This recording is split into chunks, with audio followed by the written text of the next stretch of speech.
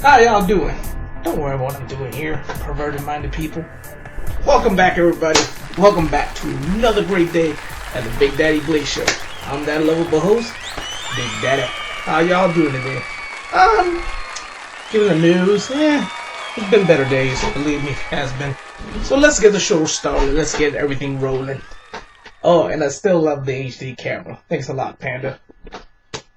Today's episode brought to you by Daddy's Nut Butter.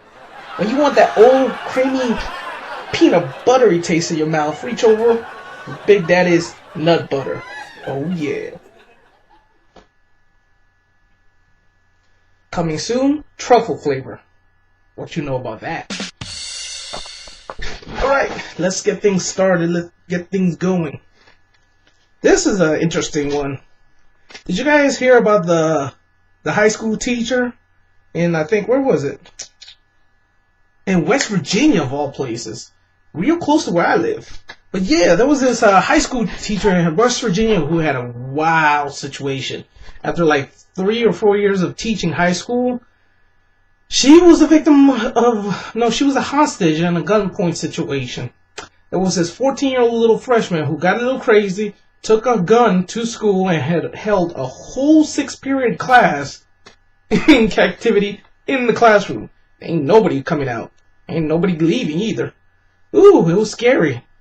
What else? The teacher's name is Twyla Smith, or better known as Mrs. Smith. Thank you a lot, Mrs. Smith. We need more teachers like you who can keep calm, keep control of the situation while we control these little wild guys that have been watching too much MTV and playing too much Call of Duty. You know what I mean? Anyway, the freshman held the class at gunpoint, put it on himself, saying he was going to kill himself, put it on the students, saying he's going to kill the students. It was bad. It was scary. Nobody's hurt. All right. Good job, people. Pretty much, another teacher came by. She had to come inside. People started knowing what's going on. It got a little crazy. People was dismissed out of school. Everybody was taken out. A lot of phone calls were made. A lot of negotiation. And a pastor came by, the kid's pastor, and talked the dumb kid down to surrendering and releasing the hostage. Then he was held in a detention room. Good for him. And then he was arrested fully and taken to jail. Nobody was hurt. Great story. This is the way I like to start the show, people. Telling you good things like this.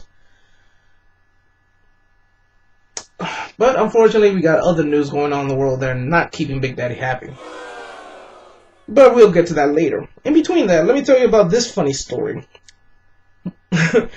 Authorities break a car window in order to save a doll.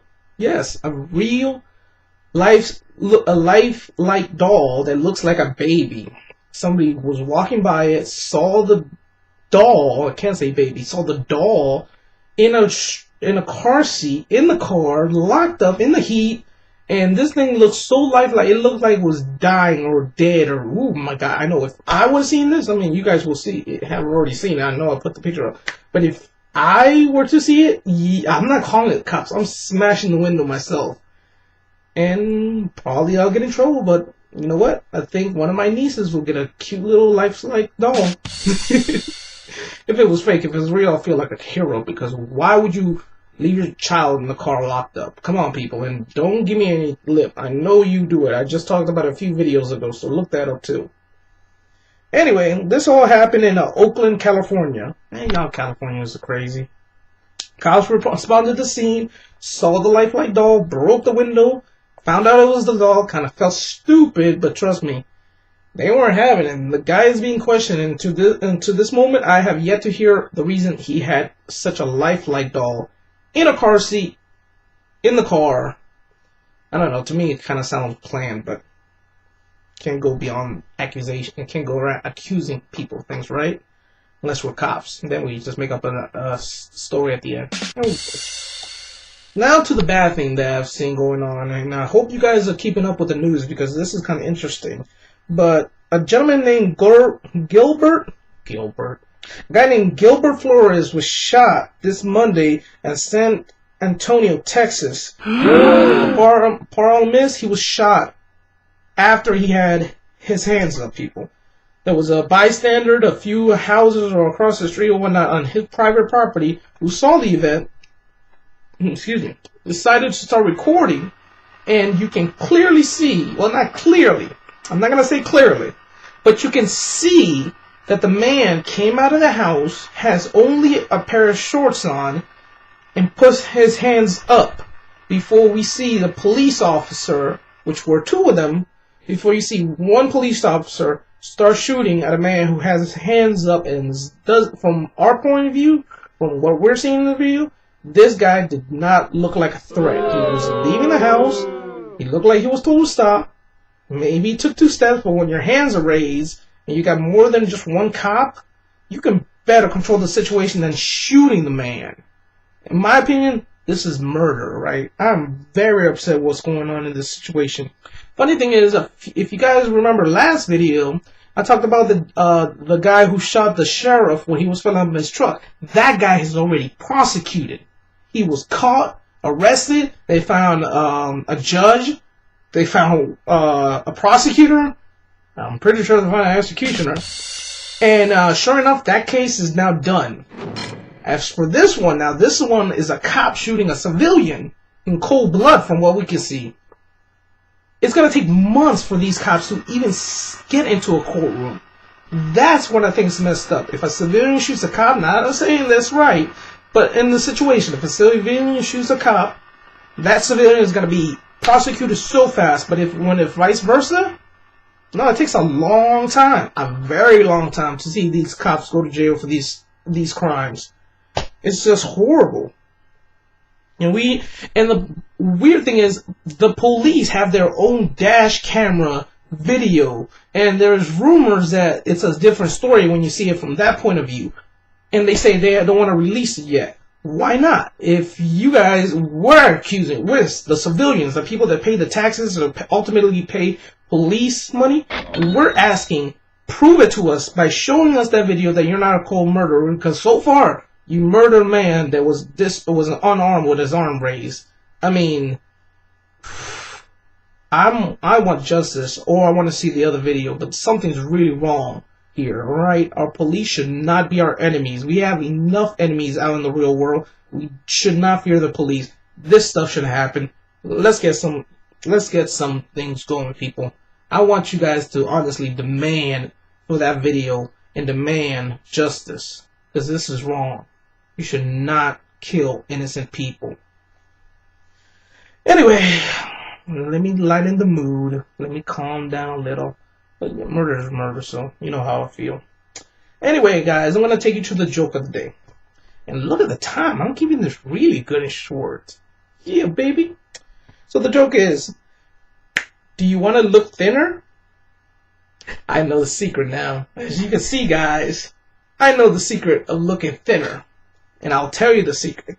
The secret is, to look thinner, hang out with a lot of fat people. Oh, yeah. Alright. Let's move on, people. Last subject I'm going to bring up, which is a very exciting subject, and if I lived in California, my son would be doing this, but kids and MMA fighting. It's a new thing right now. They're bringing out, well, new to the U.S. If you actually go to Asian countries and Middle Eastern countries and Northern Asian countries, children fighting at a professional level is not uncommon. And in Africa, it's just a means to survive. But anyway, yeah. Now they're in California right now. If your child is 8 years old, I don't want to say what sex, but if your child is 8 years old, he can join a professional MMA fighting group, learn how to fight, and then compete. I think it's pretty cool. The reason I say it's cool because it's a sport. We're not teaching kids how to break necks. We're not teaching kids how to, be gangsters or be bad people. It's like teaching kids how to box. You're not teaching him to go fight. You're teaching him how to defend yourself, which is great.